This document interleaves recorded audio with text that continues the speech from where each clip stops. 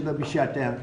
Thank you very much, everybody. So we're going to now cover the G20, and I'm going to let these people go back to the Department of War and figure out how to maintain peace. Okay? Thank you very much. Thanks, Pete. Congratulations, General. Thank you very much. Appreciate it. Great job. Sir, just before G20, we do have one more EO Okay. for you today. And I should also say that the Department of War EO that you signed was actually your 200th EO since you came back into office on January 20th. That's more than Joe Biden did in his entire term in office, more than Obama did in either of his 2 terms in office. So it's a momentous accomplishment, and congratulations. That's good, but Biden never signed one. No, yeah, you've done every one. I've been here. They've been signed by the autopen, right? Didn't he? So we really beat him by much more than you think. The 201st executive order, sir, this relates to hostages and wrongfully detained Americans. This provides a new legal mechanism to declare foreign countries to be countries that engage in those sorts of practices, and gives your administration powerful tools to get American hostages out. This has been a focus of your administration this time around. Adam Bowler's here, and he's done incredible work already. This will give him even more. I think it's great, and Adam's tools. amazing. So Adam, do you want to describe how many hostages we've gotten out together, you and I, and you and a couple of other people that we know, and me and a couple of other people that you don't know, but we've gotten a lot of hostages. Do you want to describe it? Mr. President, you brought back 72 hostages since your term. If we compare that to President Biden, he has gotten 20 taken. So he is negative 20 taken. 20 taken. They don't take our people so often. So, Mr. President, when we spoke, you said that that was a primary focus, and I'll tell you the job is easy because of you. And we paid nothing, too. We pay nothing. They pay $6 billion. They always paid $6 billion for 5 people. $6 billion. It was just a number I kept hearing. Not only that, $6 billion plus we'd get like 1 person, and they'd get 6. They got one, the Prince of Doom, they call him. He was the #1 arms merchant anywhere in the world ever. And they got him out. And on top of that, we paid money. So, no, we don't do that. You know, once you pay money, then a lot of people start disappearing. They start grabbing reporters, too. They think the reporter is going to get a lot of money. And to me, they would. You'll be well taken care of. I better stress that, because otherwise we have headlines. He said this, or he said that. No, I'm not smiling about it. But they would. They'd be grabbing reporters. They'd be grabbing everybody. And especially when you pay the kind of money that Biden and Obama, they used to pay money that was crazy. We don't pay. And if you don't pay, they find it to be not a lucrative business anymore. That's fantastic. Would you like to say something? Sir, it's Spihar, Special Envoy Bowler, it's Rick Grinnell, it's Steve Witkoff, who brought Americans home. But with this EO you are signing today, you are drawing a line in the sand that U.S. citizens will not be used as bargaining chips, and it provides your Secretary of State, Marco Rubio, the same tool set to punish states who take our citizens wrongfully, the same way that we can punish those who sponsor terrorists. This is a very significant EO you are signing today, sir. Thank you, Sebastian. Very good. You're doing a great job, too. Thank you, sir. And this is your director for hostage affairs at the NSC. Yes, and I hear. So Julia was seminal as well to all of this. I heard you're doing unbelievable. Would you like to say something? Absolutely. It's a outstanding EO, absolutely unprecedented action against those foreign adversaries who would take our people. They now know they are on notice, and it's not acceptable. And if you take our people now, you will pay.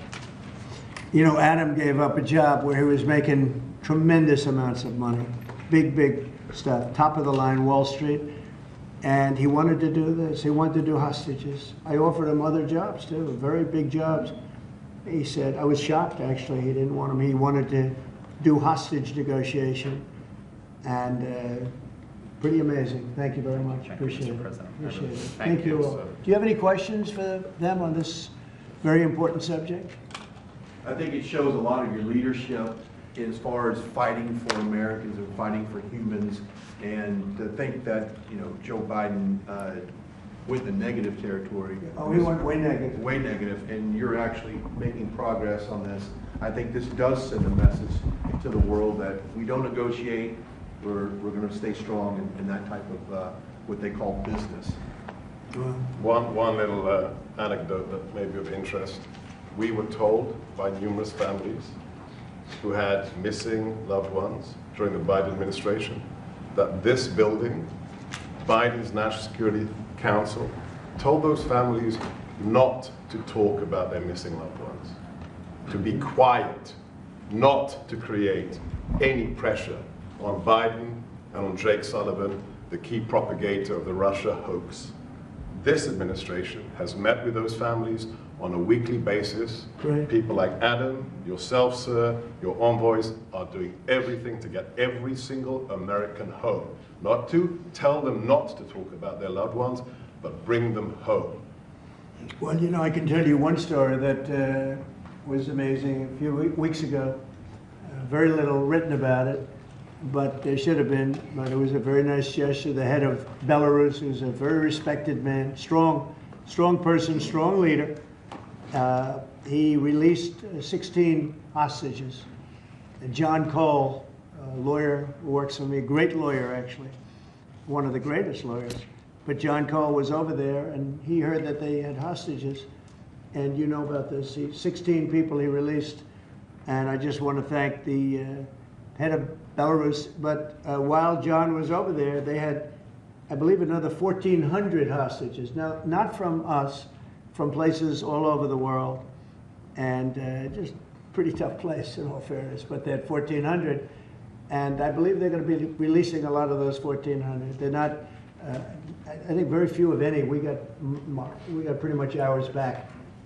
And we didn't pay anything, but I very much gave my respects to the leader of the country, who's, again, he's a very strong man, but he's got 1,400 or 1,500 or a large number, and we're talking about releasing them. Some are political, I guess a lot of them are political, and looks like they're going to be released at some point in the pretty near future. So it's a great thing. They have to respect your country. If they respect you and they respect your country, they release it. If they don't, then you have to pay $6 billion. I mean, $6 billion. Can you imagine that, paying $6 billion? Kind of related, but not really. But could you comment on Tina Peters, who's been locked up behind bars from Colorado defending the election? I think you put out a truth a couple days ago about it. We have a wonderful woman who was an election official, and she saw cheating in Colorado,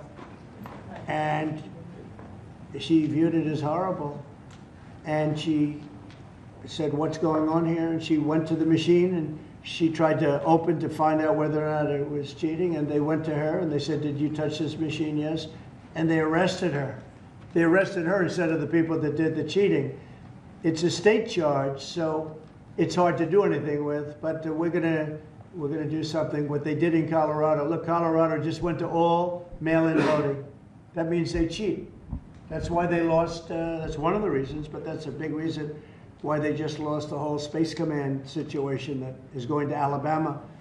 But when you have mail-in voting, you have nothing but cheating. But this woman is a real patriot, and they put her in jail for a long time. She's 72 years old, 73 years old, and she wanted to find out.